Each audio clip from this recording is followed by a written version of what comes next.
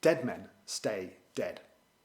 How is it then that a movement that has at its core the belief that a man who was dead and buried for 3 days and is now alive has swept across the globe? Is it that millions of people throughout history have been deceived by some elaborate lie? And why would any of this even matter to us today? Well, Christians really do believe that Jesus rose from the dead. And Jesus made some pretty big claims about himself while he was here on earth. He claimed to be Messiah. He claimed to do miracles. He claimed to be God. He even claimed that he himself would rise from the dead.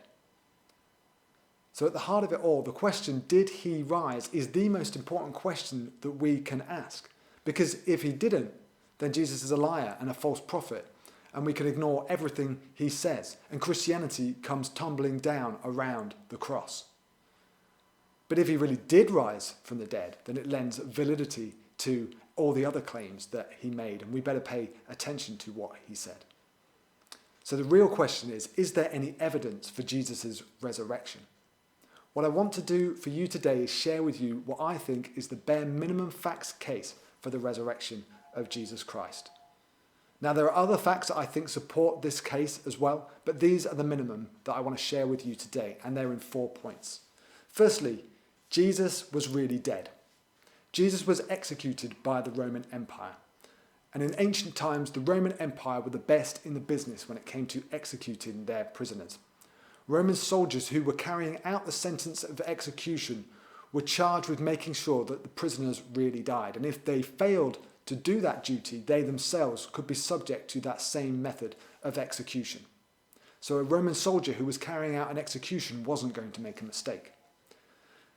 The method that Jesus was executed with is known to have been crucifixion. Now we know this not only from the Gospels themselves, but from historians writing around that same period as well, who confirm this for us. And crucifixion was the most barbaric and heinous method of execution that you can imagine. And it was intentionally designed to induce a slow, painful, but inevitable death to those put through it. There is no way that Jesus could have survived this crucifixion. Jesus really died. Secondly, Jesus' body was gone from the tomb. Now, the tomb where Jesus was buried is generally accepted to have been the tomb of Joseph of Arimathea, and this tomb is in a well-known location. It's not hidden somewhere. And when the disciples went onto the streets of Jerusalem claiming that Jesus had risen from the dead, it should have been the easiest thing in the world for the enemies of Jesus to go to the tomb, to roll away the stone, to take the body, to parade it through the streets of Jerusalem and prove to everybody that he was still dead. But they couldn't, because the body was gone. And they admitted this when they made up a story claiming that the disciples had stolen the body. But there's only one problem with that. The tomb was guarded by a group of soldiers, well-trained, well-armed Roman soldiers. The disciples were fishermen and tax collectors.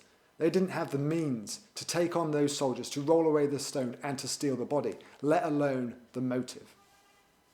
The body was gone. Thirdly, the disciples claimed to have seen the risen Jesus. And this includes one of them who was Jesus' brother, who prior to his claiming to have seen the risen Jesus, didn't believe anything that Jesus was saying. And many of those disciples went to their deaths proclaiming what they had seen, sticking to the story that Jesus really had risen from the dead.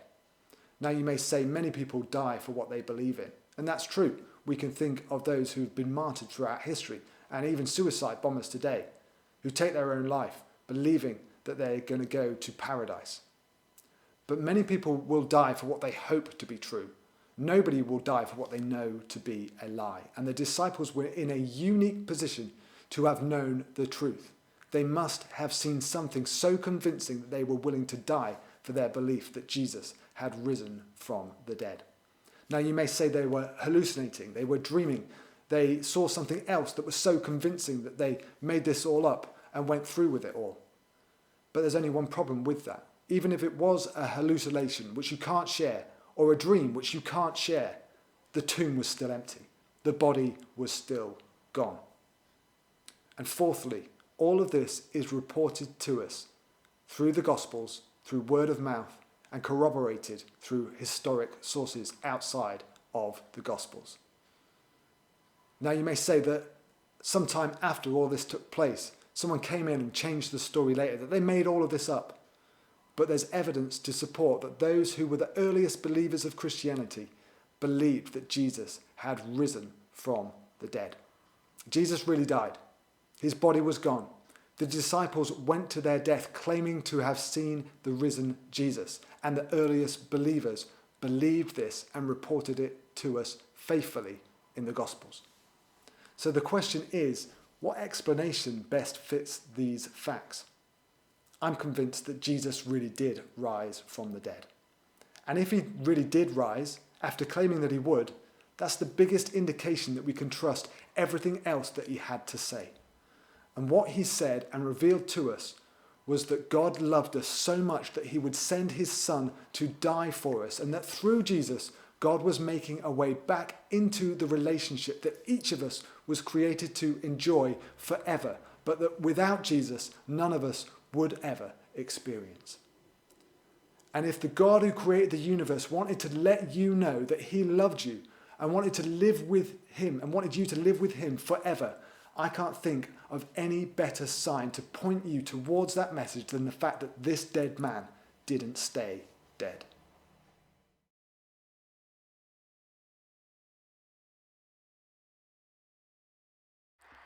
If you've enjoyed this video, we'd really love you to head over to our website and connect with us. At Life Church, we've created The Journey, which is a great place to begin your journey with God or to find out more. We want to help you, resource you, encourage you, and equip you so that you can discover who God created you to be.